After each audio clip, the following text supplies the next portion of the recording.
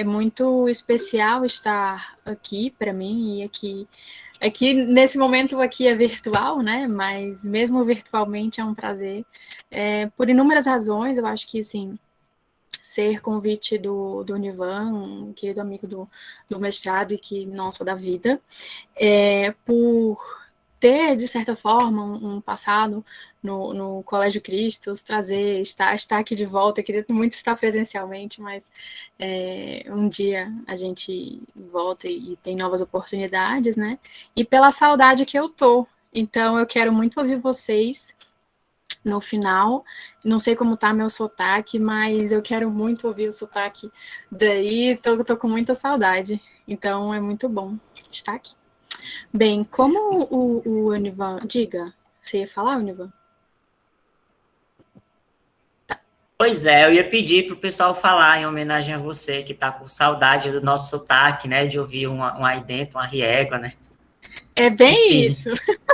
Então, pessoal, se Gente, manifestem, tá? só também um quebra-clima aqui. Eu fui falar semana passada, Spilicuti. Eu juro, ninguém sabia o que eu estava falando.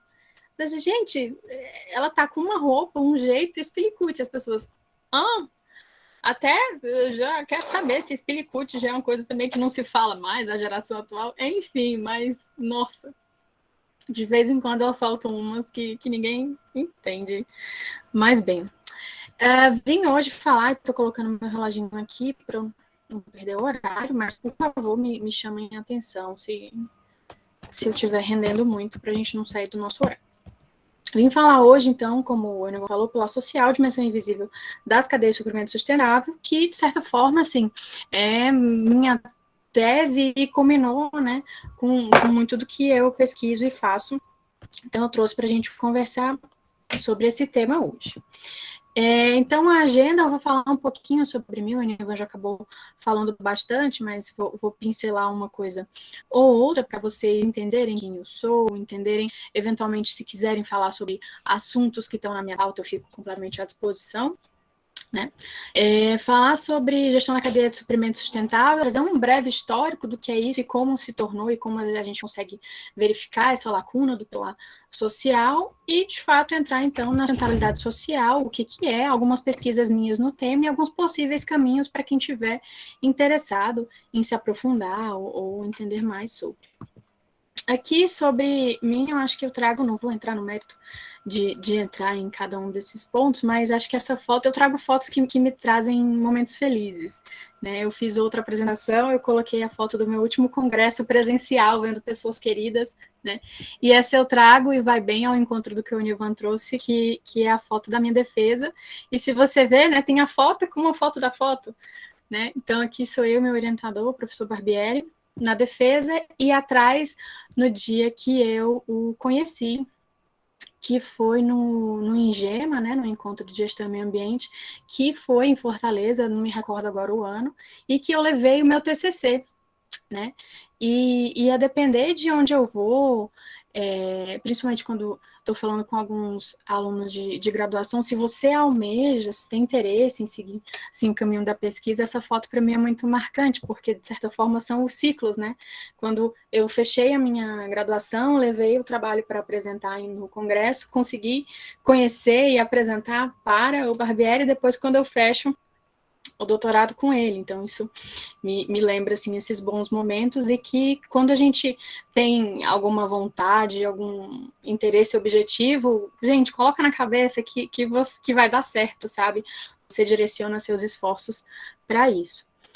Mas bem, o Anivan já falou, né? Fiz então graduação, mestrado e doutorado em administração de empresas. Aqui, deixa eu até ver se minha canetinha está funcionando. Eu tenho uma relação de amor e ódio com essa canetinha, porque ela é super útil, mas de vez em quando ela trava. Mas bem, então aqui foi onde a gente se conheceu e mais alguns outros colegas que vocês talvez tiveram aí presentes ao longo da semana, né? No mestrado na UES. Vim para o doutorado aqui na FGV e acabei me permanecendo e fazendo alguns outros cursos no tema, né? Então, já tive a oportunidade de lecionar em algumas instituições e, no momento, estou, como o Onivan também já mencionou, no Centro Universitário da FEI, na linha de sustentabilidade. Então, seguindo esse foco aí de pesquisa. Outro ponto que eu trago para me apresentar, também um momento importante, acho que na minha vida, foi quando eu consegui levar, então, minha proposta de tese para ser apresentada fora, aqui, né, nessa sala, num lugar aí frio, trazendo a minha proposta de tese, e um momento marcante, e de onde surgiram algumas publicações, das quais essas são as que a gente vai focar hoje, né, que é para falar sobre o pilar social da cadeia de suprimento sustentável, como a Univan já mencionou, né, e também atuo na revisão de alguns periódicos nacionais e internacionais, nesse mundo aí da pesquisa que o Univan já deve ter passado muito bem para vocês. Bem, então, para começar no nosso assunto, né, a gestão da cadeia de suprimento sustentável. O que é isso? Como isso chegou a ser, né? O que era hoje? Então, eu trago para vocês alguns conceitos que envolvem gestão da cadeia de suprimento mais sustentabilidade, para a gente ter uma noção de como é que isso foi, né, começando, evoluindo. Então, ali no começo, se você for ver, né, por volta aí de 1997, a gente tinha conceitos como compras verdes, né? Como é que eu posso tornar as compras das empresas mais verdes? Como é que eu posso agregar esse elemento dentro, né, do departamento de compras, o que a empresa traz para ela. Então, foi evoluindo, pensou, não só compras verdes, compras ambientais como um todo, depois passando mais um pouquinho, falando sobre logística reversa, um ponto que ainda é bastante, né, atual. Tá, não é só sobre logística reversa, não é só sobre fazer esse movimento, esse retorno dos materiais, vamos pensar na logística, num movimento ambiental como um todo. Então, isso foram evoluções dos conceitos. Depois começou-se a pensar, bem, não adianta só eu comprar materiais de uma forma verde ou ambiental, não adianta só pensar na logística, eu tenho que pensar na manufatura como um todo, de uma forma consciente. Então, o que eu coloco os inputs que a empresa recebe, o processo de transformação, ele pode ser mais consciente, os meus outputs, ou seja, começa a se refletir um pouco mais amplamente, né, sobre esse processo. E aí, evoluindo um pouco mais, tem o conceito de cadeia de suprimento de circuito fechado, ou seja, como é que eu posso fechar o loop da minha cadeia e trazer dali menos desperdício, menos refúgio, enfim. Evoluindo mais, então aqui você vê que você já bate 2002, 2009, 2010, você começa a falar em gestão responsável das cadeias de suprimento. Né? Então, esse lado de responsabilidade de todo esse processo. E seguindo, também alguns trazendo os termos de gestão da cadeia de suprimento ambiental ou verde. Então, todo esse caminho de pensar em ser mais consciente, ser mais ambiental, mais responsável, seja na compra, na logística, na manufatura, vai evoluindo e vai se consolidando num conceito só, que seria a gestão da cadeia de suprimento sustentável. E vendo como isso é muito amplo, né, múltiplo, esses autores, então, em 2013, fizeram um levantamento de todas as definições que eles encontraram sobre e tentar entender quais são, então, os principais fatores, como é que eu consigo entender, definir, né, gestão da cadeia de suprimento sustentável. Então, eles surgiram aí, definiram alguns elementos voltados para a gestão da cadeia de suprimento, né, que estão presentes em todas as definições que eles avaliaram. Então, quando você fala de gestão na cadeia de suprimento, você fala principalmente de termos como fluxo, coordenação, relacionamento, valor, eficiência, desempenho e partes interessadas. Por sua vez, quando você cruza, né, esse termo com sustentabilidade, você tem outros 7 elementos. Né? Então, voluntariado, resiliência, focar no longo prazo, pensar, considerar o ambiente, o contexto econômico, ambiental e social, e, novamente, partes interessadas. Então, fazendo essa revisão sistemática de todos esses conceitos e elencando esses 13 fatores centrais, eles definiram. Tá, então, quando a gente fala de gestão da cadeia de suprimento sustentável, a gente está falando dessa definição, ou seja, a integração de forma voluntária de preocupações sociais, econômicas e ambientais, com os principais sistemas de negócio entre as organizações, né, interorganizacionais, para criar uma cadeia de suprimentos coordenada, para gerir de forma eficaz o fluxo de material, informação, capital, associados com as etapas de aquisição, produção, distribuição de produtos e serviços que satisfazam curto e longo prazo. Então, você vê que é um grande mundo e envolve Muitas etapas. Aqui, de novo, a definição, mas para a gente pensar de uma forma mais visual e tentar entender como isso se manifesta, né? Então, ou seja, voluntariamente a empresa. Então, é importante a gente refletir isso, porque não é só o que a lei obriga, né? De uma forma também voluntária, a agregar outros tipos de preocupações sociais e ambientais nesse contexto.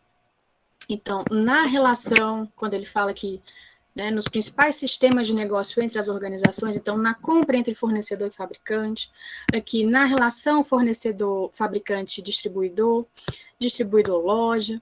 Então, em todas essas relações, em todos esses fluxos, seja quando a gente está falando do fluxo de material, informação, capital, como que eu posso agregar preocupações sociais e ambientais nisso, né? Pensando no curto prazo, que precisa ser um negócio rentável, não adianta incluir preocupações ambientais e sociais de uma forma que não traga rentabilidade para esses atores, mas também focado no longo prazo, pensando o que todas essas partes interessadas podem demandar. Então, é esse grande mundo de você pensar na inserção de atributos de preocupações ambientais e sociais em todas essas relações e esses contextos. Só que aí começou a se perceber, para fins de pesquisa e de literatura, que por mais que você fale nessa relação e nesse contexto com a inclusão de preocupações sociais, econômicas e ambientais, você de fato estava perdendo o pilar social. Então, primeiro você vê uma valorização do tema como um todo, ou seja, da gestão da cadeia de suprimento sustentável. A literatura ela se multiplicou por 10 entre 2005 e 2014 no tema, com um salto muito mais visível aqui nesses últimos 5 anos, certo?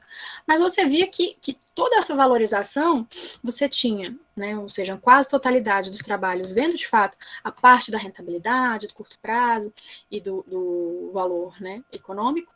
87%, ou seja, também bem marcado a parte ambiental, só que só 34% chegava a analisar questões, preocupações sociais naquele contexto que eu apresentei para vocês. Então, começou a se investigar. Poxa, de fato se está estudando, analisando, verificando uma cadeia de suprimento sustentável ou pseudo-sustentável? Você diz que mas na verdade você está analisando só ainda questões ambientais e econômicas. E aí isso começou a ser também respaldado por outras pesquisas mais recentes, e também em outras bases. Então, você começa, sim, a verificar que grande parte lida com questões ambientais, um mix de ambiental, econômico, e, de novo, aqui nessa verificação, só 10% dos trabalhos que diziam investigar sobre sustentabilidade na cadeia de suprimento, só 10% de fato entrava na dimensão social. Certo? Então, aqui um estudo também focado, um pouco mais recente, Você vai vendo aqui que todas são revisões, tá? Sistemáticas das pesquisas. Elas vão evoluindo no tempo, em alguns focos. Aqui, já de 2018, pensando só, então, nesse perfil da América Latina. Então, 123 artigos foram analisados com foco na América Latina e também se verifica algo semelhante, O social ainda não está sendo investigado de uma forma necessária para isso. Aí, agora, depois que isso foi verificado, uma nova revisão aqui de 2020 começa a perceber, ok, já se verificou que esse tema é um gap, é uma necessidade, e a comunidade acadêmica começa, então, a se mobilizar para identificar o que são, por que não estão sendo pesquisados e o que isso acarreta. Então, aqui é um pouco de revisões de números que trazem para a gente o contexto, a literatura veio percebendo essa lacuna, e agora, aqui, um trabalho de 2020 mostrando que começou essa retomada para, de fato, você investigar as 3 dimensões como um todo. E essa lacuna, ou seja, essa percepção de que as pesquisas estavam avançando dessa forma desproporcional, ela é problemática, Você ter dimensões ambientais e econômicas bem investigadas, mas a social não, traz alguns problemas. Entre eles, primeiro, é possível refletir se de fato é mais difícil identificar e desenvolver práticas sociais do que ambientais quando a gente pensa ali no contexto da cadeia de suprimento. Será que é realmente difícil? Por que não está conseguindo investigar sobre isso, né? Pesquisar sobre isso? Também começa a gerar algumas inquietações pensando, seria de fato a sustentabilidade no âmbito da cadeia de suprimento uma construção teórica que você não consegue verificar na prática? Então é preciso que a gente, de fato, consiga, né, mensurar, medir, avaliar isso.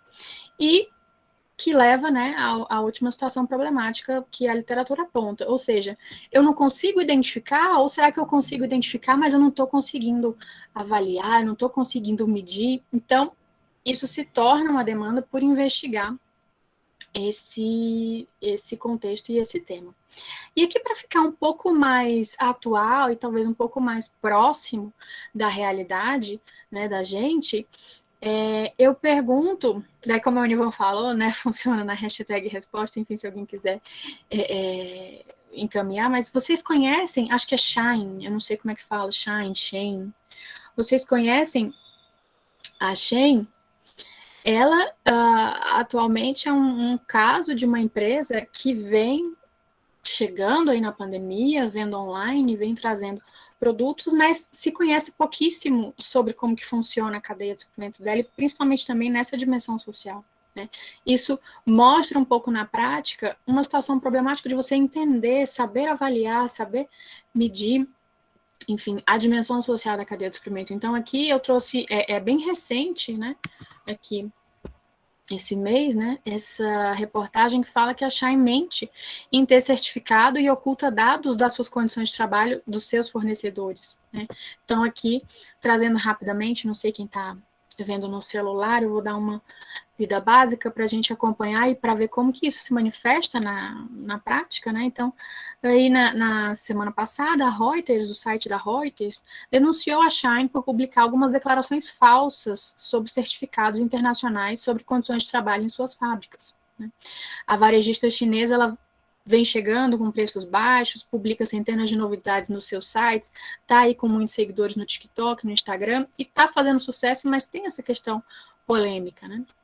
Então, as informações que foram omitidas, elas são exigidas em alguns países, como no Reino Unido, né, onde a Shein está vendendo mais de 36 milhões de libras, e elas são obrigadas a declarar o que elas tomam de medidas para combater trabalho forçado, quando a gente chama de trabalho análogo à escravidão, trabalho infantil, né, tanto nas suas fábricas como em seus fornecedores, né. Então, apesar de crescer incontestavelmente nas suas vendas, a empresa não divulga dado, você não sabe muito, na verdade tem reportagens que você não sabe quase nada de onde vem a matéria-prima, quem faz as peças, de onde distribui, onde são os centros de produção e de distribuição. Não é transparente nessas informações, né? Então, quanto ao seu padrão dos seus fornecedores ou as reais condições de trabalho dos seus funcionários em toda a sua cadeia, na sua rede de fast fashion. A Shein, ela afirmou que nunca se envolveu com trabalho infantil ou forçado, mas não existem, né, provas, evidências aí que atendam à lei britânica com quem ela faz muitos dos seus negócios. E aqui é onde chegou a parte mais polêmica, que foi a denúncia da Reuters, né?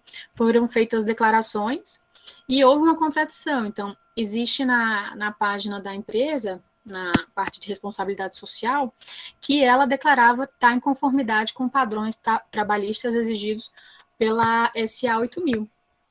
E a empresa, né, que é responsável por esses padrões, foi procurada pela Reuters, que perguntou, vocês de fato certificaram a Shein? E a empresa disse que não, né? Então, o responsável pela SA 8000 disse que a empresa chinesa não foi certificada, né, não passou pelo programa de certificação, não teve nenhum contato com a instituição, e ao ser questionada por essa informação falsa, a Shein simplesmente apagou qualquer menção que ela tinha feito no seu site sobre essa norma, e até o momento também não se pronunciou, né? Então você começa a perceber, opa, o que está acontecendo nesse processo dentro da fabricação, em relação com seus fornecedores? Há, de fato, preocupação com o trabalho análogo à escravidão, com o trabalho infantil?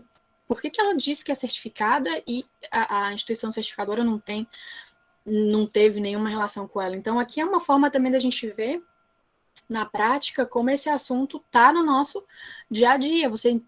Com quem você está comprando, com quem você está lidando, você sabe como é a preocupação dela com a sua cadeia de suprimento, e aqui um fato atual, né, nessa dimensão social que a gente precisa investigar e entender mais.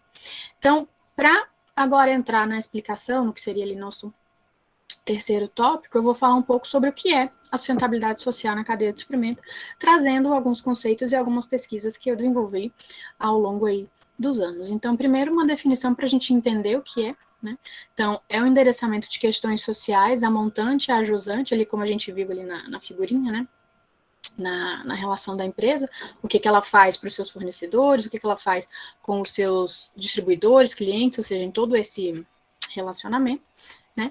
Ou seja, além das operações internas, além do que a empresa faz da porta para dentro, né?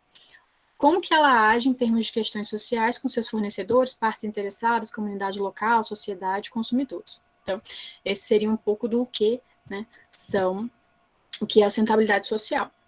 Ao gerenciar, né, ao partir para a gestão desse elemento na cadeia de suprimento, alguns autores indicam que seria interessante você olhar 3 pontos, ou seja, quem, o que e como.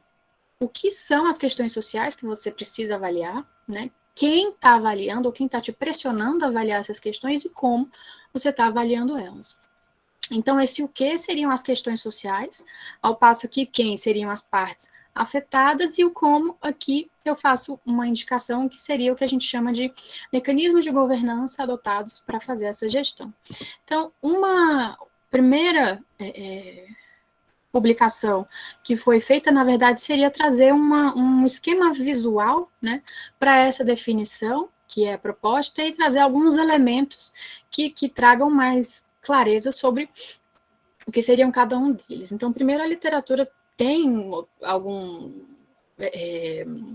falta de clareza sobre o que seriam essas questões sociais, né? Então, com base em alguns levantamentos, 14 pontos foram elencados para definir o que seriam essas questões sociais. Então, a gente vai olhar para desde trabalho infantil, condições de trabalho, saúde e segurança, saúde e bem-estar, gênero, equidade, desenvolvimento de minorias, inclusão de pessoas com algum tipo de deficiência, ética, direitos humanos, filantropia, responsabilidade pelo produto, comunidade e sociedade. Então, aqui, um apanhado, né, que foi feito na literatura sobre o que são, né, o que representam essas questões sociais. Quem? Então, uma coisa que é interessante mencionar é que quando a gente fala ali desses atores da cadeia de suprimento, aqui que eu trouxe para vocês, estou voltando aqui, né? Então, fornecedor, fabricante, distribuidor, loja, quando a gente inclui a sustentabilidade nessa interpretação, a gente amplia, então, quem a gente considera de partes interessadas, né? Então, passa também ONGs a fazer parte desse movimento. Quantas vezes a gente vê alguma ONG que denunciou, nossa, tem casos de Nike, casos de Apple, enfim. Então, elas passam a ser parte ativa nessa avaliação, nessa cobrança, né, por questões sociais ali ao longo da cadeia de suprimentos, sindicatos, associações, os próprios concorrentes, governos, grupos políticos, proprietários. Então, quando você inclui a sustentabilidade ali nessa visão de cadeia de suprimento, você amplia quem são os atores, né?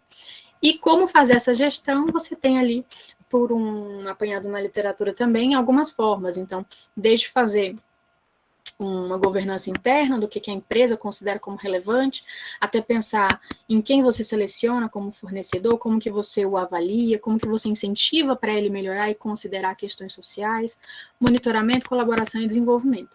Então, aqui foi uma forma aí visual, esquemática, da gente conseguir refletir alguns elementos que a literatura aponta para definir, né, sustentabilidade social na cadeia de suprimentos. Então, um primeiro aí, trabalho que eu trago, né? E um segundo trabalho que foi desenvolvido também para tentar jogar um pouco mais de luz nessa área foi, então, o desenvolvimento, né, desse framework que eu mostrei e a aplicação dele num caso aí na América Latina. Então, o objetivo do trabalho foi analisar como que a sustentabilidade social é abordada nessas empresas focais e gerenciadas ao longo da cadeia de suprimento. O método foi por meio de um estudo de caso único, uma empresa que foi selecionada. E o que o estudo traz de novo é justamente explorar os conceitos de questões sociais, de mecanismos de governança, que eu apresentei para vocês, né? Trazendo alguns elementos que ainda eram pouco discutidos ou não eram discutidos de uma forma ampla, né, sistematizada. Então, isso tudo apresentado em um modelo conceitual para essa gestão da sustentabilidade e aplicado em um caso para ilustrar e exemplificar como que isso aconteceria na prática. Então, o modelo conceitual que foi trazido nesse estudo foi esse aqui, que eu já apresentei para vocês, e aqui eu não vou entrar no mérito de ler, mas só para dizer que da contribuição e do trabalho feito foi justamente, né, mostrar na literatura esses elementos e esquematizá-los, unificá-los, né. Então, como gerir, né, a sustentabilidade social foi feita, então, por esses mecanismos de governança, então, esses foram os mecanismos consolidados e juntados aí na literatura, definindo cada um e trazendo quais autores que abordam cada um deles, né? As questões sociais também, como já apresentei no modelo, mas elas eram soltas, não eram apresentadas ali de uma forma unificada, então também foi feito um levantamento e definido, então cada um foi definido, apresentada e trazido os autores que indicam cada uma delas, né? E um caso foi avaliado, então, ok, como é que essa empresa está, acho que foi até uma empresa no setor de indústria de alimentos, né? Então, como é que ela está fazendo a gestão da sustentabilidade social dela na sua cadeia de suprimento? Então, tudo que foi levantado voltou-se para um caso de uma empresa real e foi analisado conforme a literatura sugere, ou seja, quem está sendo afetado por essa prática, como está sendo gerida a sustentabilidade social e quais são as questões sociais que as empresas estão se direcionando, estão valorizando para poder, né, gerir. Então, aqui foi esse estudo que foi feito aplicando nessa indústria de alimentos. Então, você consegue ver até aderir a iniciativas internacionais de erradicação do trabalho escravo, trabalhar com iniciativas que favoreçam as mulheres, proporcionar comitês, né, ter dentro da sua empresa comitês de sustentabilidade presididos por mulheres. Então, foi levantado nas práticas dessa indústria de alimentos, tudo que é feito, né, para gerir a sustentabilidade social de uma forma de jogar luz. Ok, então essas práticas são práticas viáveis que existem e podem ser endereçadas em outros casos, né, para empresas que desejem gerir a sustentabilidade social. Bem, também no sentido de investigar um pouco mais e entender mais sobre o assunto, essa foi outra pesquisa feita, né, para avançar na discussão do termo. Então, o objetivo foi analisar a gestão da cadeia de suprimento sustentável com foco para apresentar uma explicação teórica, né, do porquê que se adota e se gerencia a sustentabilidade social na cadeia de suprimento. Esse método, diferente do anterior que eu mostrei, né, que foi uma aplicação empírica, foi um ensaio teórico, explorando esses conceitos e tentando entender eles sob diferentes lentes teóricas, né? Então, o que esse trabalho realizado trouxe de novo? Então, ele apresenta esse modelo conceitual para a adoção da gestão da sustentabilidade social e traz 3 teorias orientadoras, ou seja, sob quais lentes teóricas seria interessante ou seria adequado avaliar, né, esse fenômeno, né?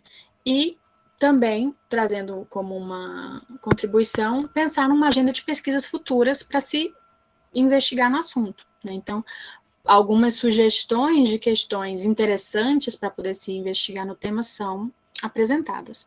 Então, aqui para vocês, bem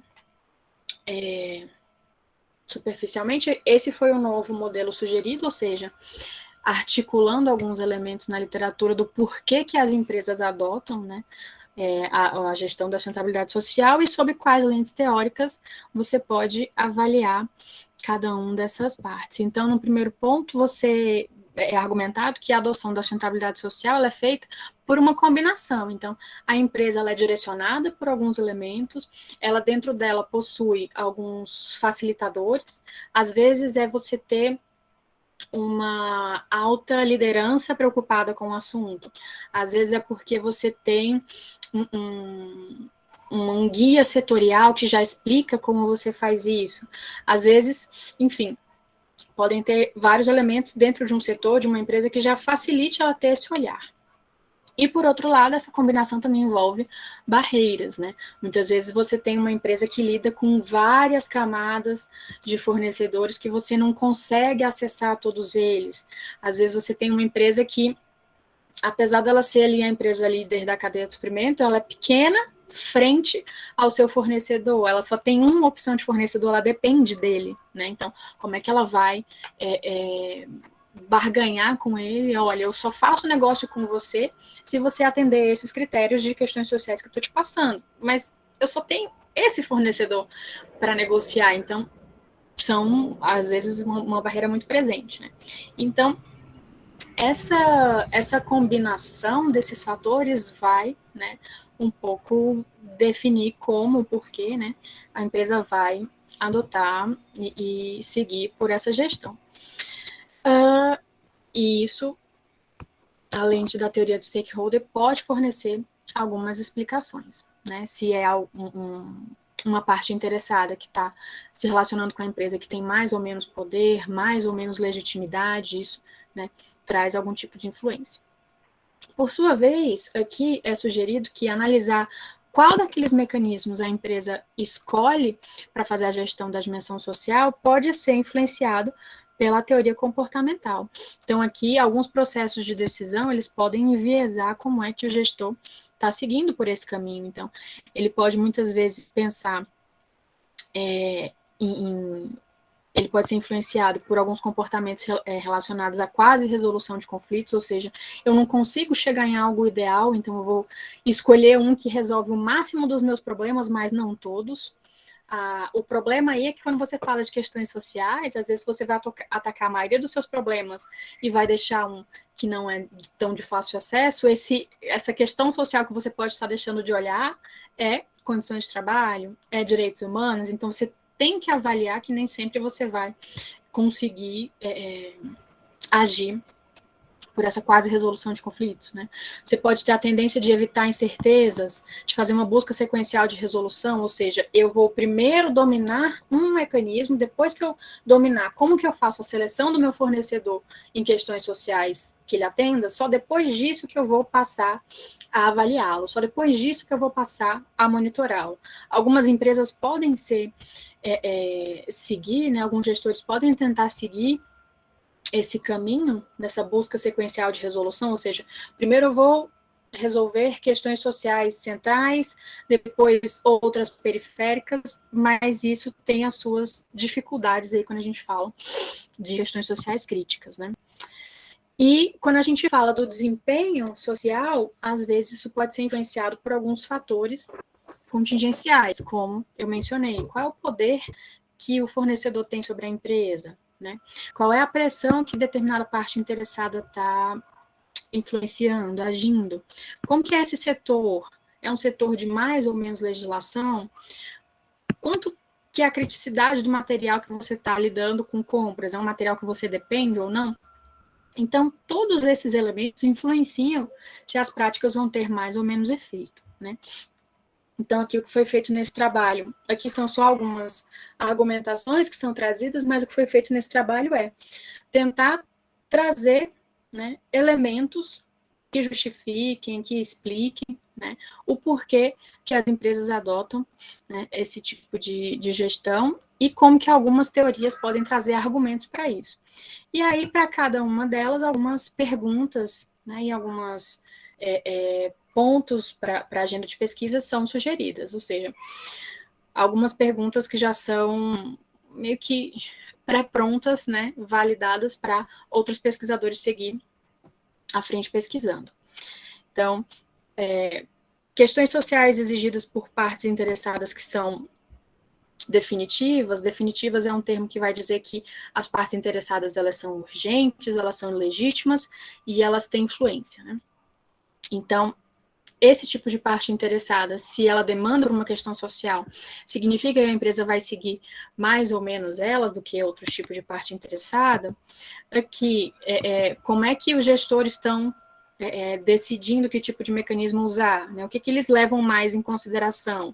Evitar incerteza é algo que é mais importante para ele, né?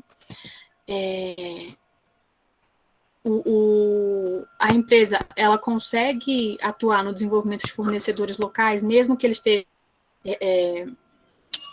ele privilegia fornecedores distantes ou fornecedores locais, isso vai mudar o desempenho, né?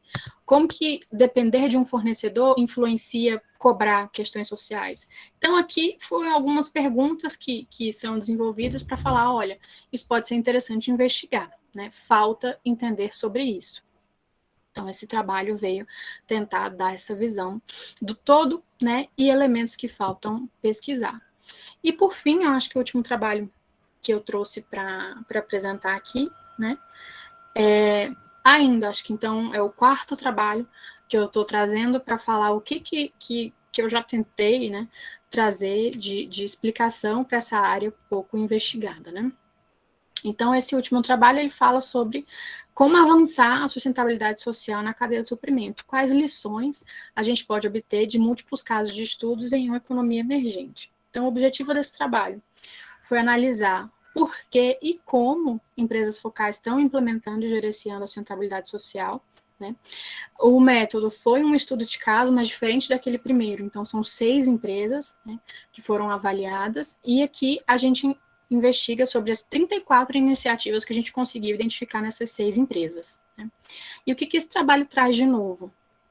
Então, ele tenta com base nos conceitos de motivação e engajamento, ou seja, o que motiva uma empresa a gerenciar questões sociais e o quanto, qual o nível de engajamento dela, né? Então, com base nesses 2 conceitos, foi desenvolvida uma tipologia para melhorar, né, um pouco dessa compreensão das interações que acontecem na gestão da cadeia de suprimento e no desempenho da sustentabilidade social. E aqui a gente foi também tentar entender esse conceito de nível de relacionamento social, que eu vou apresentar mais para vocês, ou seja, com qual tipo de parte interessada a empresa se envolve, qual o nível de relacionamento que ela desenvolve. Então, aqui são 34, eu só trouxe 14, né, para mostrar, mas enfim, foram elencadas 34 iniciativas desenvolvidas por essas 6 empresas e tentou-se classificar. Ok, essas iniciativas, cada empresa, ela desenvolve porque ela tem uma motivação intrínseca para desenvolver isso ou uma motivação extrínseca.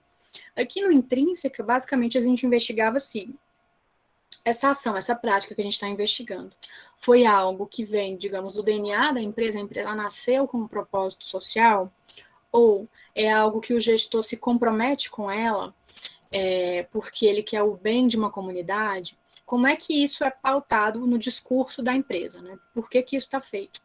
Se é extrínseco, acontece porque os concorrentes começaram e a empresa precisou fazer também para estar ali no páreo do concorrente.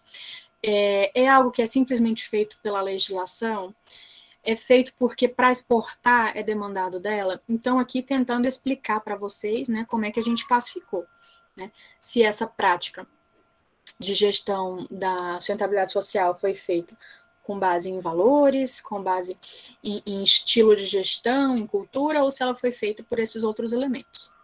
Ok. Essa prática, qual foi o nível de engajamento que ela chegou, que ela alcançou na cadeia de suprimentos?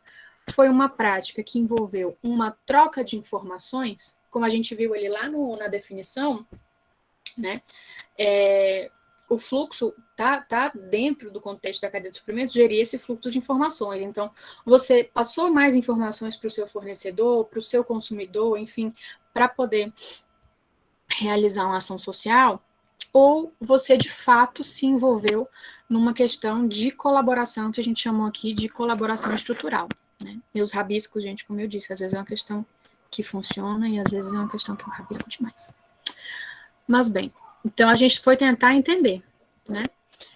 Essa ação da empresa voltada para essa prática social envolveu só uma troca de informação ou envolveu algo mais mão na massa de colaborar ativamente? né? Então, também foi avaliado isso. E na questão do nível de relacionamento, essa ação social, essa prática social, ela foi feita no nível que a empresa se relaciona com o seu fornecedor, com o seu consumidor ou com a sociedade como um todo. Então, para cada uma das 34 práticas que a gente identificou, fomos avaliar. Essa motivação é intrínseca ou extrínseca? Essa prática foi relacionada no nível de engajamento de troca de informação ou de colaboração? E essa prática foi relacionada de uma forma a se relacionar só com fornecedores, só com consumidores ou com a sociedade? E aí, com base nesse mapeamento, a gente começou a perceber alguns padrões, né? Então, aqui foi uma forma aí que a gente começou a tentar organizar, né, esses padrões, e algumas coisas começaram a ser percebidas. Então, por exemplo, quando uma empresa desenvolve uma prática, quando uma prática é desenvolvida de uma motivação intrínseca, ou seja, porque é cultura da empresa, porque é valor, porque é da gestão, né? E quando essa empresa ela se envolve num nível de colaboração estrutural, você começa a perceber que mais partes interessadas são acionadas, né? São contempladas. Então, quando é algo que surge de uma motivação interna e a empresa se envolve para colaborar, fornecedores são contemplados, consumidores, sociedade, né? E esse misto de práticas que envolvem os dois, né? Sociedade e fornecedor. A gente percebeu também que quando é algo que é de motivação intrínseca, mas envolve só troca de informação, geralmente o foco é a sociedade. Então foi sendo possível, né, algumas percepções aqui, quando a empresa faz alguma prática que é extrínseca, ou seja, ela está fazendo isso por alguma motivação externa, geralmente ela só colabora com o fornecedor. Então, alguns elementos começaram a aparecer por aí.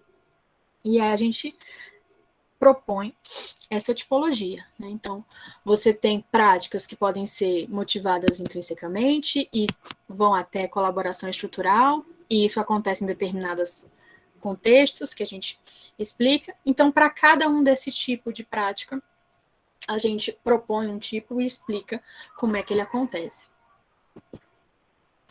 Então, aqui são algumas citações das entrevistas que a gente fez que mostram, né, como que seria cada uma dessas tipologias. Então, vamos lá. Essa aqui que é menorzinha. Práticas que são relacionadas por motivação extrínseca apenas para troca de informação.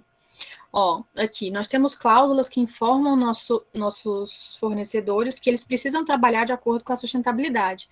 Então, eles recebem essa política e assinam. Aí, depois ele explica, né? Então, ele passa as informações e ensina o que o fornecedor tem que fazer, mas meramente por uma troca de informação. Ele não vai lá ensinar a fazer, né? Ele apenas passa o que precisa ser feito.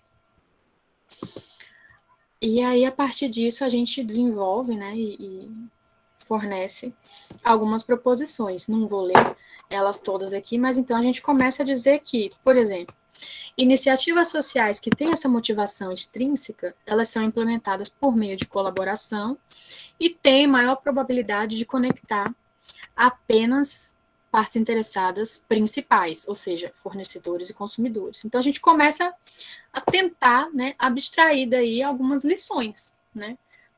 Quando a empresa age por uma motivação intrínseca e chega a colaborar. Geralmente, por que é isso e quem ela consegue contemplar, que tipo de parte interessada. Então, aqui a gente sai delineando algumas dessas diretrizes, né, proposições, enfim. Então, por fim, o que a gente sugere? A gente sugere que empresas focais, elas adotam, sim, colaboração estrutural como um tipo de estratégia, né, que foi um desses tipos que a gente avaliou. O envolvimento com partes interessadas, como ONGs, é parte fundamental de estratégias bem-sucedidas e algumas práticas que a gente notou que teve um maior desempenho, né? É preciso seguir contribuindo com o diálogo na dimensão social, né? Também a gente consegue perceber que essas perspectivas que a gente levantou em economias emergentes, elas são ainda escassas, né? Você levantar esse tipo de prática acontece mais em economias desenvolvidas do que em economias emergentes, né? E a gente conseguiu perceber que com o que a gente chamou de práticas genuínas, que são aquelas intrinsecamente motivadas, elas em geral são mais duradouras e elas atingem mais partes interessadas, que foi aquele quadrante ali que eu mostrei para vocês, né, que tem mais bolinhas coloridas, que são diferentes partes interessadas.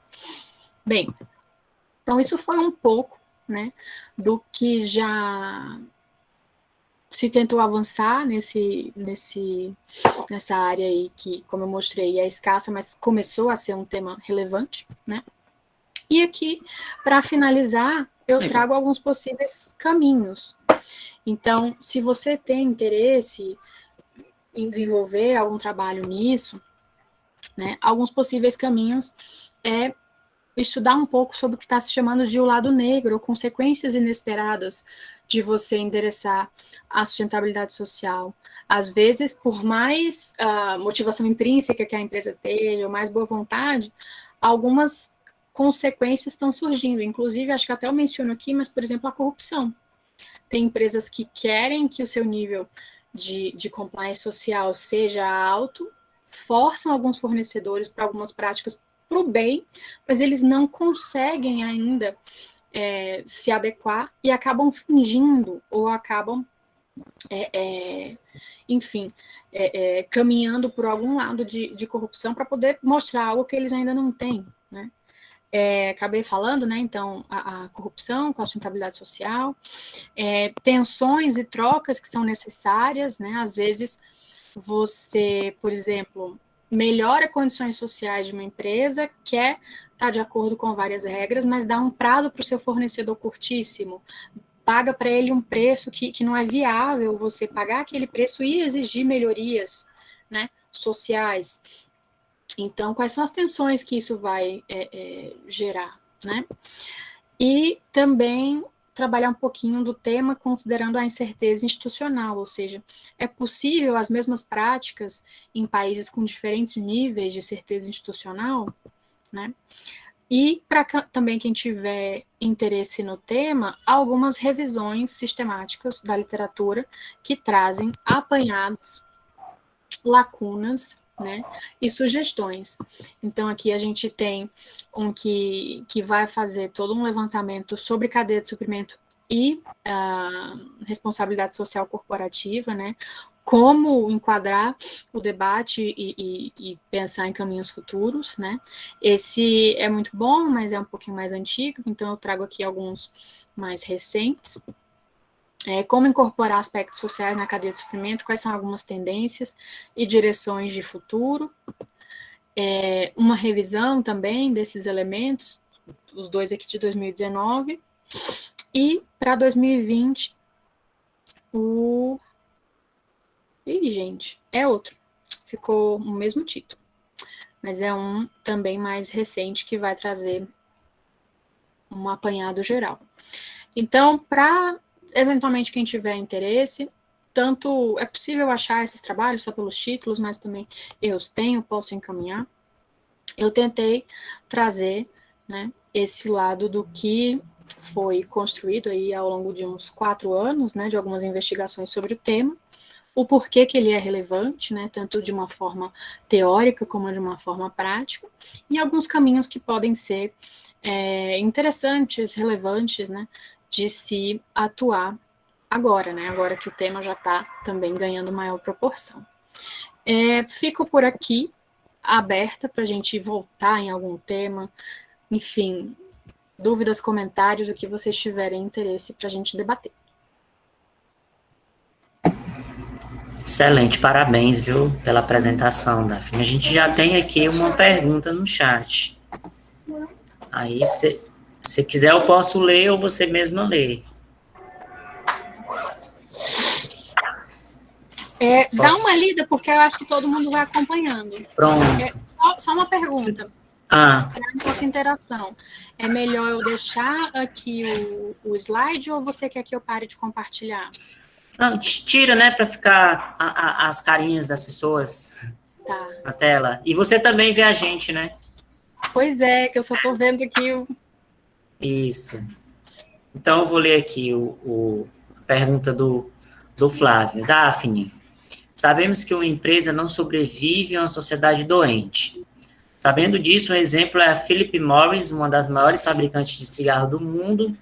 durante a pandemia, começou a produzir respiradores. Outro exemplo, grandes empresas brasileiras, capitaneadas pela Magazine Luiza, tiveram a iniciativa de comprar vacinas para acelerar a vacinação no país. Até que ponto isso é uma questão de sustentabilidade social, uma questão de demanda, sobrevivência ou necessidade? Tá bom. Obrigada pela pergunta. Deixa eu ver o Odilon, né? Eu acho também que o importante do que a gente vê dessa dimensão social é que, às vezes, a gente vai desde sobrevivência até qualidade de vida, a gente vai de segurança do produto até se alguém está sendo escravizado ou não. Então, mesmo que você trate como um ou outro, eu acredito que um está dentro do outro, se eu me faço entender. E isso também é interessante, vai aí, me ativa uma leitura que eu fiz, acho que semana passada, que, como eu trouxe, assim, questões sociais, só as que eu levantei aqui, eu acho que foram 14.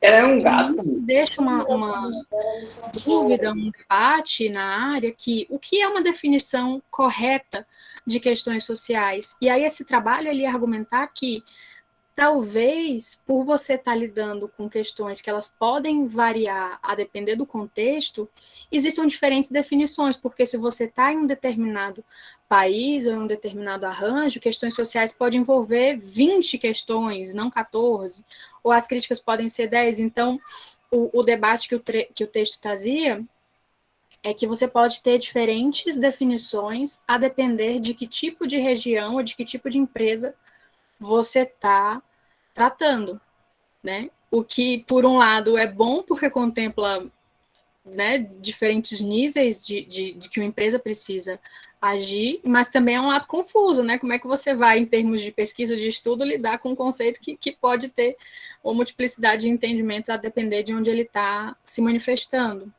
Mas, enfim, eu acho que isso que você traz reflete também, talvez, o nível de maturidade do tema, que ainda não é tão maduro, né?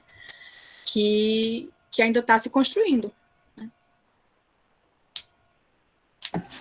Daphne, pelo que eu entendi aqui da pergunta, né, eu acho que ele se referiu, por exemplo, a algumas ajudas que muitas empresas anunciaram durante a pandemia, doação de máscara, cesta básica, e algumas se comprometeram a comprar vacina. Eu confesso que eu não sei como ficou essa questão, porque empresa privada não pode comprar vacina, até onde eu sei é só prerrogativa do Estado, né, por enquanto. Mas eu acredito que é mais nesse sentido. Eu acho que aí cabe a gente tentar estabelecer uma diferença entre filantropia, né, e a sustentabilidade, porque eu acredito que as ações de sustentabilidade das empresas, elas vão para além da pandemia, como o nome já diz. E essas ações que foram feitas especificamente para sanar ou minimizar alguns efeitos negativos, foram ações pontuais, que não fazem parte da política ou da cultura da empresa. Perfeito. Perfeito. Existe essa diferenciação do que é algo que faz parte da estratégia, está buscando gerar valor para a empresa, para a comunidade, o que é um mero apagar de incêndio, né? Gente, alguém mais tem pergunta, quer fazer comentário? De preferência, se quiser falar, ela está querendo ouvir. Só para ouvir o sotaque. Quem chegou depois, eu sou cearense com saudade da minha terrinha. Tem 2 anos que eu não vou aí. Por força da pandemia, né? Daphne, eu tenho uma pergunta. Eita, Sebastião levantou a mão. Vai, Sebastião. Boa noite. Você pode perguntar, Jarderson. Jarderson pergunta, depois a Sebastiana, ok? Tá. Pronto. Daphne, a minha pergunta é mais sobre uma visão acadêmica mesmo, né? Lá no comecinho, você falou que você até botou num gráfico, né, que até 2004 os assuntos, os conteúdos eram pouquinhos, aí de repente ele alavancou, né, e aí essa área é uma área que eu gosto muito de estudar, né, e já trabalhei na área, é bem interessante. E aí, além dessas mudanças que você trouxe, quais são os impactos que você percebe na área acadêmica, né, se as pessoas estão se interessando mais, se é um conteúdo que os alunos recebem de bom grado, ou então as pessoas não se interessam muito, porque sempre tem aquelas áreas, né, principalmente na administração, que todo mundo quer ir, né, todo mundo quer estudar, todo mundo quer escrever sobre, tem algumas áreas que não é tão aceitável assim. E eu percebo, e aí não aqui na Unicris, mas outros colegas que também fazem administração em outras instituições, que quando a gente começa a falar sobre responsabilidade social, sustentabilidade, eles ficam um pouco perdidos, não sabem muito, não estudam muito. E aí na tua caminhada aí acadêmica, você sente que as pessoas estão mais abertas para escrever, para falar sobre, para estudar, ou ainda está sendo um conteúdo muito ainda que as pessoas precisam, que a gente precisa convencer os outros a entender? Tá bom, obrigada, Jaderson. Obrigada pela pergunta, pelo contexto, pelo sotaque. Bem, eu percebo que sim, vem sendo bem valorizado, não só por quem é da área, entender que agora tem valor sustentabilidade mais cadeia de suprimento, mas se você vê as pautas que foram alavancadas também com a pandemia, quando a gente vê o movimento que agora todo canto a gente ouve falar de ESG, por exemplo, pauta de investimento. Então, as pessoas precisam entender que ESG também não é uma coisa que saiu do zero, é uma nova forma de você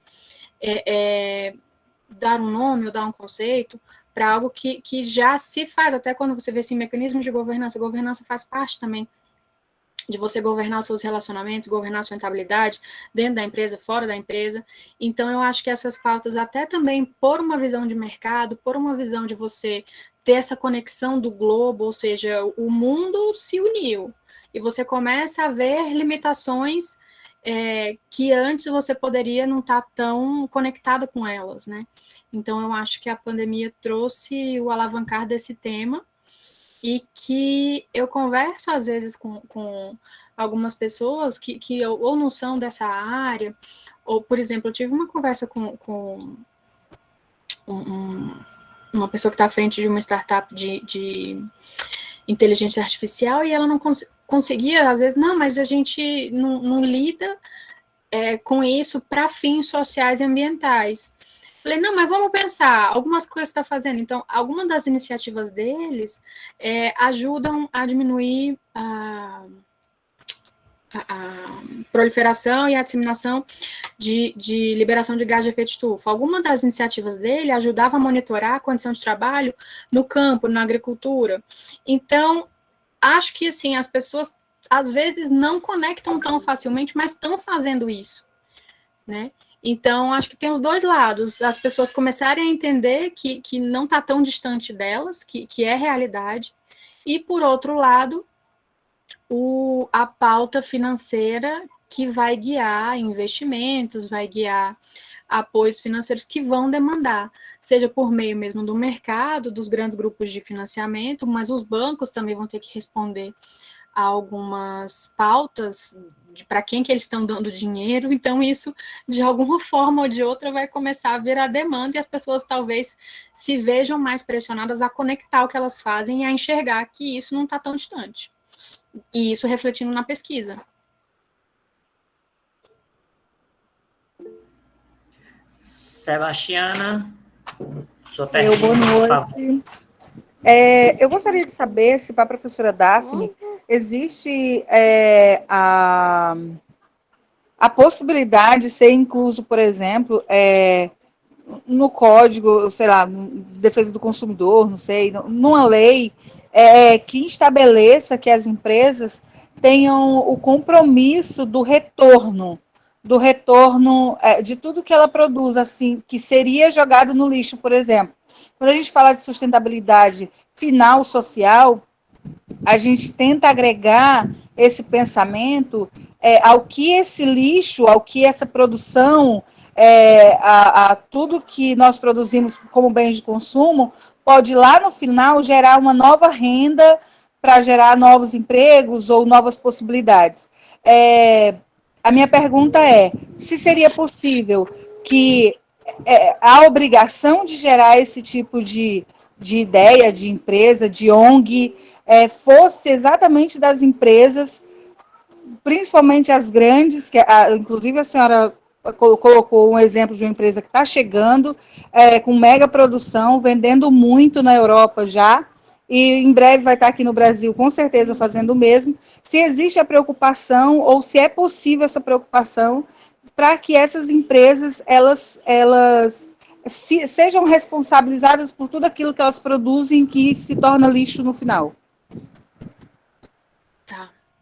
Bem, eu não sei no nível que você falou sobre isso virar negócio para outras pessoas, né? Mas se você pensar sobre a responsabilidade dos resíduos, a gente tem a Política Nacional de Resíduos Sólidos, você se torna responsável ou até corresponsável pelo que você compra, pelo que você consome, pelo que você descarta, né?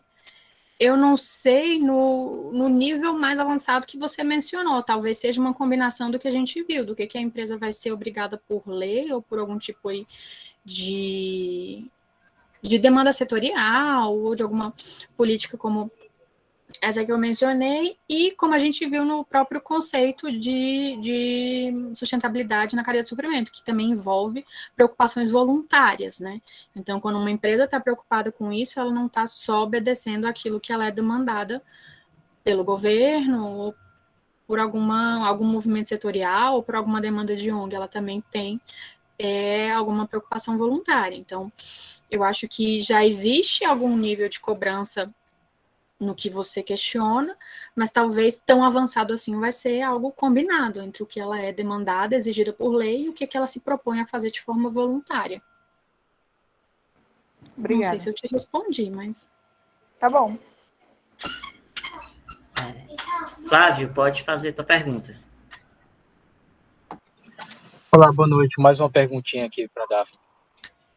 Daphne, é o seguinte, aproveitando até o que foi colocado agora há pouco, né?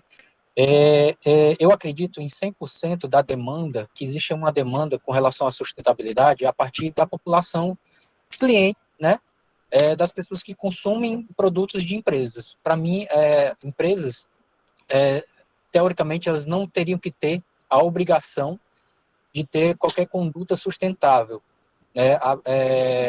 Porque, por exemplo, quando a gente obriga uma empresa a fazer qualquer tipo de ação que seja contra a natureza dela, né, vai acarretar uma série de cadeias problemáticas, como inflação, né, aumento de preços, né, enfim, também a gente tira a responsabilidade do poder público e joga para o poder privado, onde não tem a responsabilidade, como, né, a política dos resíduos sólidos, né, que é justamente que a prefeitura teria que ter a obrigação, né, de fazer a coleta do lixo, e não tem a capacidade de fazer porque não tem a competência para tal, né?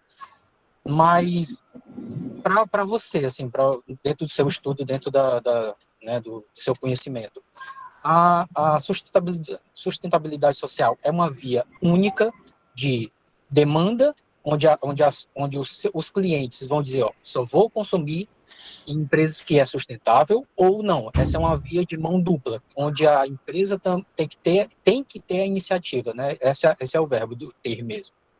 Obrigado. Olha, assim, eu acho que por isso que a gente às vezes estuda os níveis de maturidade. Eu acho que não é só um ou é só outro. Por exemplo, aquelas 34 práticas que a gente analisou, quais são de motivação extrínseca, quais são de motivação intrínseca. É uma combinação. Então, por exemplo, na minha tese, eu estudei empresas que acabou sendo uma empresa específica que delineou um nível de maturidade mais avançado, que muitas vezes parte dela educar subfornecedores, ou seja, não é nem um fornecedor inicial que ela está relacionada, é uma segunda camada de fornecedor. Ela identifica que são fornecedores vulneráveis, que às vezes não têm a preparação para poder negociar com a primeira camada de fornecedor. Então, ela avança, digamos, essa primeira camada, educa esses fornecedores, desenvolve eles para que eles sejam mais sustentáveis, na palavra de longo prazo, terem saúde financeira, econômica, enfim. Ensinam para eles algumas lições para eles saberem negociar melhor com o seu primeiro fornecedor. Por quê? Porque ela percebe que ela vai precisar desse fornecedor. Se ela continuar observando esse fornecedor pedir práticas não sustentáveis para esse fornecedor, essa relação vai quebrar e ela vai precisar criar, desenvolver outros subfornecedores para ela que não estão disponíveis. Então, ela se presta a observar o que está acontecendo, a dar um treinamento, a desenvolver habilidades de negociação, de melhor planejamento, né? Treinar essas pessoas, inclusive com práticas de, assim, como fazer gestão financeira básica. E isso também foi analisado como uma prática social. E você vê que, ao mesmo tempo que ela está prezando pelo bem de uma pequena empresa, que poderia estar sendo explorada ali por esse fornecedor intermediário, ela também está cuidando do futuro dela, que ela depende daquela matéria-prima, é crítica, e se aquele subfornecedor quebrar, ele não vai ter outro meio. Então, você vê que é um pouco de maturidade, de querer fazer o bem para aquela pequena empresa, desenvolvê-la, mas também perceber que é um subfornecedor crítico, e isso está dentro do contexto de uma prática social dentro da cadeia de suprimento. Então, eu vejo, e aí talvez eu estou me delongando, mas assim, eu vejo a resposta para a sua pergunta com mais nuances. Não é só se o cliente vai demandar ou se a empresa quer fazer. Vai depender da iniciativa, vai depender da questão social, vai depender do tipo de fornecedor. Então, eu acho que envolve um caso a caso, que não é só um extremo ou outro. Pessoal, é só uma dúvida, né? Eu tenho percebido que alguns alunos de outros cursos têm comparecido aos nossos eventos, então, se alguém de outro curso estiver aqui, eu queria pedir para vocês se identificarem no chat, né? Colocando qual é o curso, só para a gente ter uma ideia, eu acho interessante a gente ter essa dimensão, e a gente fica muito feliz em saber que nossas atividades têm despertado o interesse aí dos alunos de outros cursos. E aí o Clevânio levantou a mão, ele cursa radiologia, né? Então, muito bacana. Pode fazer a sua pergunta, por favor. Só uma correção aqui. Na verdade, eu curso Direito, tá? Desculpa. Não, tudo bem. Eu queria fazer uma pergunta assim, bem rápida, aqui para a Daphne. Imagine que eu tenho uma empresa e que você agora tem os meus fornecedores. Existe alguma cartilha básica pronta que eu possa identificar a questão da sustentabilidade, para ver se assim, meu fornecedor não está fazendo trabalho análogo, algum tipo de investigação que possa ser feita para que isso não ocorra, para que realmente eu esteja conforme, vamos dizer assim, manda a lei? Existe algo setorial, por exemplo, no setor têxtil você tem a BVTEX, que é uma associação que vai dar alguns tipos de práticas. Existem, por exemplo, e aí eu me volto às vezes para o setor têxtil, porque é onde eu fiz a pesquisa do pós-doc, existem aplicativos que você consegue monitorar empresas, se elas têm reputação, como que é essa reputação. Existe a lista lista negra, né, que chama lista de trabalho escravo. Enfim, existem. Ok, então, obrigado.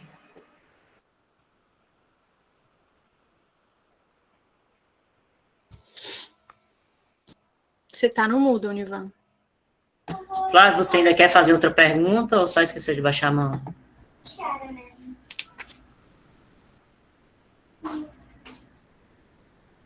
Virna, você quer fazer algum comentário, já que é a sua expertise, a sua especialidade? Eu estou sentindo que você está com vontade de falar. Só desligar meu ventilador, eu tô sempre reclamando dele. Oi, gente, boa noite. Tava bem quietinha aqui. Ixi, já ouvi um tava bem quietinha, adorei. Tava bem quietinha, achei que ser vermelha, mas queria primeiro parabenizar a Daphne, que eu já tinha conhecido, mas por e-mail, né? Não tinha conhecido ainda pessoalmente. Virna, liguei você ao seu e-mail, sabe aquele cara crachá? Pronto, sou eu. Para quem você deseja? A Siri ativou aqui. Fui convocada, exatamente, né?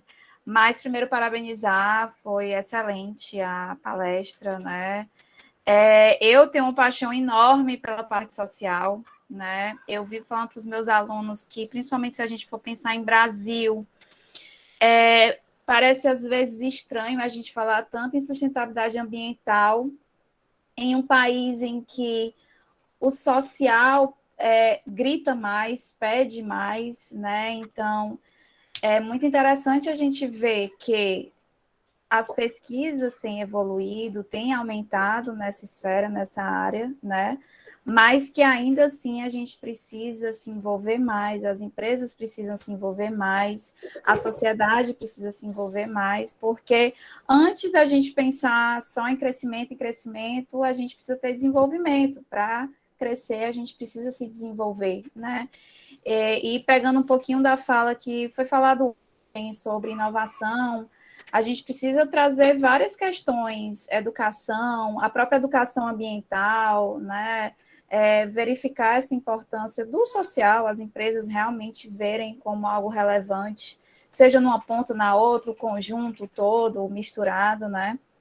Mas eu acho que a gente, como Brasil, né, falando de Brasil, eu acho que é extremamente relevante a gente estudar, pesquisar mais sobre o quesito social e realmente fazer com que esse tripé, com que o ESG, realmente ele seja equilibrado, né? Que o Elton, lá no início, sempre falou, né?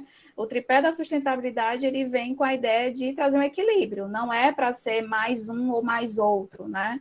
É para realmente a gente conseguir trazer esse equilíbrio entre as partes. Então, é muito bom ver que o social tem crescido, né?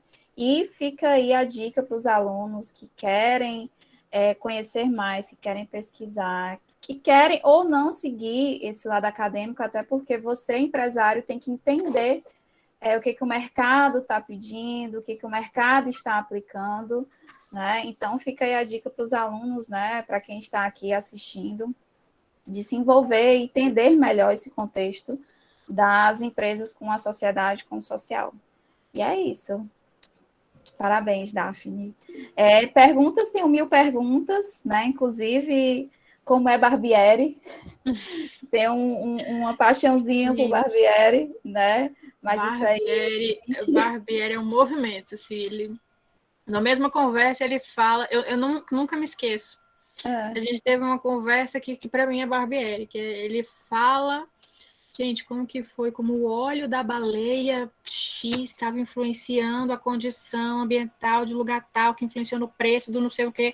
E aí passa 10 minutos, ele vira para mim e pergunta, e a sua qualificação, quando o prazo já está em cima? Então ele sai de extremos e ele explica a origem de tudo. Entendi. E a coisa mais também impressionante para mim é que ele fala isso tudo subindo uma ladeira sem perder um fôlego, enquanto eu morrendo, andando e subindo a ladeira, ele está ali em forma, falando da origem de todos os assuntos, sem um respiro. Nossa, é uma admiração. Eu não conheço ele presencialmente, né? Tenho muita vontade, então, quem sabe aí um dia, né? Conheço Barbieri. Para quem não sabe, gente, Barbieri é um dos grandes pesquisadores e autores dessa área, né? Eu uso o livro dele, né? Alguns dos livros dele na disciplina. Então, quem fizer a disciplina comigo, fazendo propaganda, né? Vai estudar Barbieri. E a gente vai estudar Barbieri e Daphne agora. Olha aí. Eu acredito que ele vai estar no Enangrade. Eu te aviso, você estava lá como avaliadora, a depender de como for as salas. Inclusive, já deixo o convite aqui para vir, se quiser e estiver disponível para moderar a sessão no Enangrade, vamos lá. E se der certo as agendas, eu coloco para vir na moderar a sala que Barbieri vai estar. Vamos ver se a gente faz esse encontro virtual. Coisa boa, fico muito feliz. Obrigada. Bom, gente, eu gostaria de fazer uma observação sobre esse assunto, né? O pilar social. Aí eu gosto muito de falar das tragédias que houveram em Minas Gerais, né? Mariana e Brumadinho. Não é responsabilidade da empresa cuidar né? Ela não, o objetivo dela né? A responsabilidade dela é desenvolver a atividade fim, etc, etc, etc. Mas existem atividades que degradam o meio ambiente. Então, o exemplo de Brumadinho, que a tragédia foi ainda maior, foram 270 mortes, né? Rios poluídos, enfim. Isso por quê? Porque lá na essência, né, houve uma priorização para o pilar econômico, em detrimento do ambiental e principalmente do social. E a gente precisa se estudar e discutir para que esse tipo de tragédia não aconteça mais no Brasil em lugar nenhum do mundo. Uhum. Então, não tem como negar, é responsabilidade principalmente da empresa, do poder público, que não fiscalizou, que não atuou, de uma série de gente. Infelizmente, né, num país sério, as pessoas estavam presas, que foram responsáveis por... Tinha havido investigação, etc., as pessoas estariam presas. E a consequência disso é um custo social imensurável de 270 vidas em Brumadinho, 15 em Mariana, 700 quilômetros de vida de rio que deixou de existir, ainda está recuperando até hoje, só Deus sabe quando que vai terminar de recuperar. Então, esse é o exemplo de por que, sim, as empresas têm responsabilidade. É uma discussão que já foi superada há mais de 20 anos, não tem mais porque o que a gente precisa discutir é como as empresas vão se inserir, e aí, evidentemente, vão ter que pensar em novas formas de gerir, em novas alternativas, e é por isso que a gente está discutindo aqui. Aí, trazendo agora para o aspecto científico do nosso momento, a apresentação da Daphne foi uma sequência de artigos que ela veio publicando ao longo do tempo, e isso deu para a gente verificar a evolução. Houve uma evolução, e a ciência ela é falível, e cada vez que você vai estudando, vai pesquisando, você vai encontrando perguntas que ainda não têm respostas, e você vai tentando responder, e acaba virando um looping sem fim. Isso é fazer pesquisa. E por meio das pesquisas dela, eu acho muito bacana quando o tema, o título que ela dá no trabalho dela, na tese dela, né, de O Pilar Invisível, que é o pilar social, e foi isso que ela observou e que ela encontrou. Então, ela disse, pessoal, existe dos 3 pilares que o Elkington trouxe no clássico, canibais com garfo e faca, etc., mas eu tenho percebido que o pilar social, ele tem sido o pilar que mais faltou, e é o mais importante. E é o invisível tanto de algumas pesquisas dizerem que investigam a sustentabilidade, mas quando você vai olhar no detalhe, a entrevista, o questionário, a análise pegou só o ambiental, apesar de dizer que é sustentável, ou então é de que você não consegue mensurar o social, ou que você não consegue ver as implicações. Então, o invisível acabou surgindo desses dois lados, por ele não estar sendo considerado, ou por ele estar sendo dito que é considerado, mas não está, ou por ele, quando considerado, não está sendo avaliado seu impacto. Né? Então, e muitas vezes parece que o que faz passar a batida é que você consegue, às vezes, medir a quantidade de lixo, medir a quantidade de desmatamento, mas e como que você mede o sofrimento de uma pessoa que está trabalhando em condições, né? Como que mede isso? Isso não está sendo visto, a discussão, né? A roupa que você está vestindo, você consegue ver o tecido, você consegue, às vezes, tentar medir o que aquilo foi gasto no tingimento e tal, mas... E você tá... Como que você vê, como que você acessa quem fez aquilo? Então, também é uma forma também de tornar mais visível, e também conecta com essa questão de transparência, de reputação, e de você conhecer mais os dados sobre isso.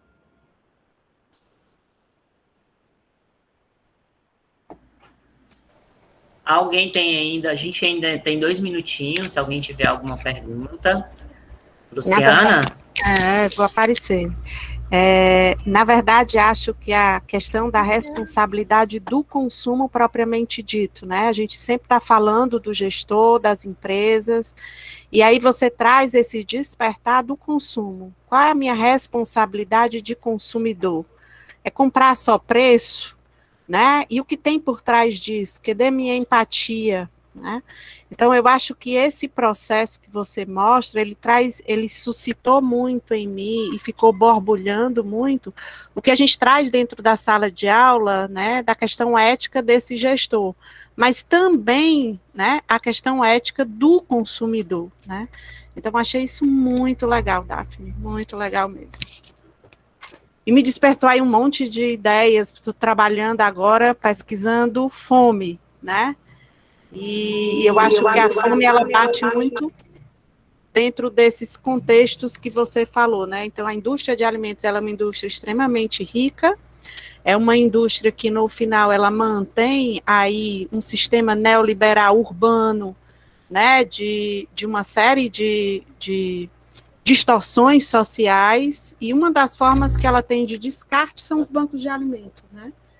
Então, assim, é para a gente também trazer uma reflexão, né? Como é que essa cadeia de suprimentos invisíveis, como é que isso também está funcionando. Muito legal, viu? Parabéns aí pela apresentação. Obrigada, gente. E eu sei que eu já fechei aqui, mas fica meu e-mail, meu contato para quem quiser conversar depois sobre. A Carly fez aqui uma perguntinha, né?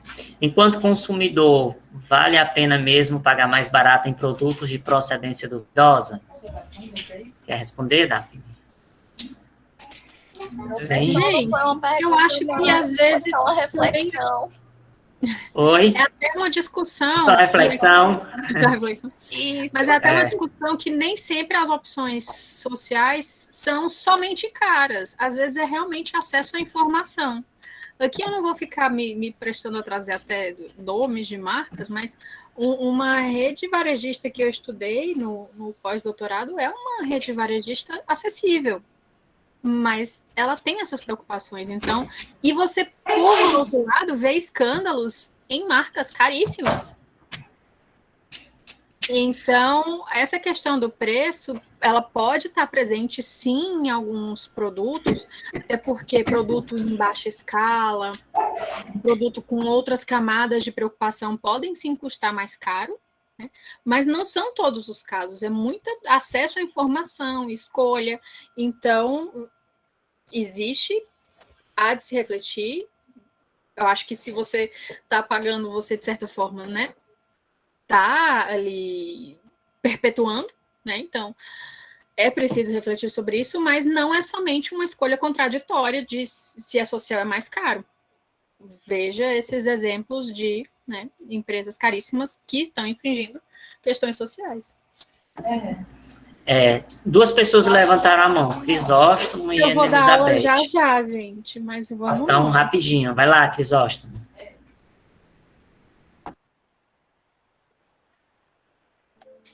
Bom, eu sou... Ai, meu Deus. Tá me ouvindo? Tá com um pouquinho de eco, mas vamos... Qualquer coisa coloca no chat, não sei. Peraí, então eu tenho que cortar. Não, deixa pra lá. Parabéns. Parabéns. Se você tiver com dois ligados, fecha um. Pois é, mas... Crisóstomo, tá ruim, tá ruim. Desliga um e usa só o outro. Olha, é o eco cearense, é forte. Enquanto já resolveu, Crisóstomo? Agora ele tá falando no que tá mudo. Ai, ai, ai. Não dá para ouvir, Crisóstomo, ficou mudo. Agora dá. Agora sim. Bom, eu queria lhe parabenizar e eu reflito isso em todas as minhas turmas. Eu sou professor de economia. Não existe sustentabilidade quando não há respeito. E é exatamente o que seu trabalho mostra isso. Em todas essas escolhas que todos esses parceiros têm que fazer, eles têm que respeitar. Respeitar o ambiente, respeitar os colaboradores, respeitar todos aqueles que estão participando do processo. Parabéns. É um tema que vou procurar também me aprofundar mais para aprofundar o que eu levo para os alunos. Obrigado. Perfeito, obrigada. E aí você começa a expandir também o que é que você calcula, né? Você mede as suas externalidades, você mede passivo ambiental, você mede passivo social. Isso também é dinheiro, mas envolve risco, envolve longo prazo. Você tem que ampliar. Escolhas e consequências. Parabéns. Obrigada. Ana Elizabeth, um minutinho, rapidinho. Eu ia falar bem rápido, mas ela já tocou na questão das lojas de roupa. Eu ia falar na questão da Shine, né? Porque A Shine é aquela que gerou muita polêmica. Só tem um detalhe, o sotaque não é cearense, é português, tá, Daphne? Não, mas tá tudo bem. Então, a Shine foi uma loja online que criou muita polêmica, principalmente depois que teve a pandemia, porque muita gente começou a comprar por lá, e eu acabei por ver, assim, meio que dois lados, né, porque ela tem um problema da procedência, porque é de procedência duvidosa, e eles estão sempre com novas coleções o tempo inteiro, e ao mesmo tempo eu vejo muito a questão social, por exemplo, eu tenho amigas plus size e elas não encontram roupa fácil, ou então até os preços das roupas são mais baratos, e elas acabam muito por escolher comprar nesses lugares, né, por causa da facilidade. E a maioria também que tu falaste sobre acesso à informação é algo muito importante. Eu queria pedir até para, se puderem passar um dos nomes dos aplicativos para a gente se baixar, né, e tentar pesquisar sobre as lojas que a gente vê, porque tem muita coisa por aí, só que é muito aquilo, acesso à informação. Olha, de cabeça eu sei que tem o Moda Justa, mas tem mais. Tem mais. Posso passar para o Univando depois. Pronto. Quem tiver dúvida, quiser o contato, conversa comigo, eu passo o contato da Daphne. Eu vou ter que finalizar agora, pessoal, que ela tem aula, né? Graziela, tu quer... Tem o Fashion Revolution também. E aí, no final, para a gente fechar com chave de ouro, todo mundo liga a câmera, ou a câmera não, o áudio, e vamos dar uma vaia cearense para a Daphne. Vamos. Quem vai ser o primeiro? Essa foi boa. Não, deixa a coordenadora falar. Pode mesmo, isso aí. Oxi! Pode. Peguei maldade, viu, Nivane? Isso aí não se faz, não, cara. Não, peraí. Calma aí, gente. Mas no caso, nesse nosso caso, é uma vaia elogio, né? Vamos lá? É um elogio. Vamos ligar, podem ligar os microfones. Vamos lá, gente. Vai ecológica. Rolando aquele e-mail de só você soltava. Pois é, né? Com certeza. Vamos lá. Yay! Faz a chave.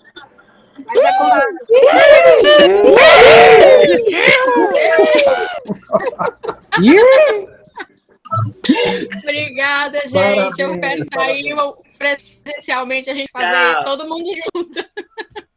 Muito obrigado, viu? Eu que agradeço. Tchau, tchau.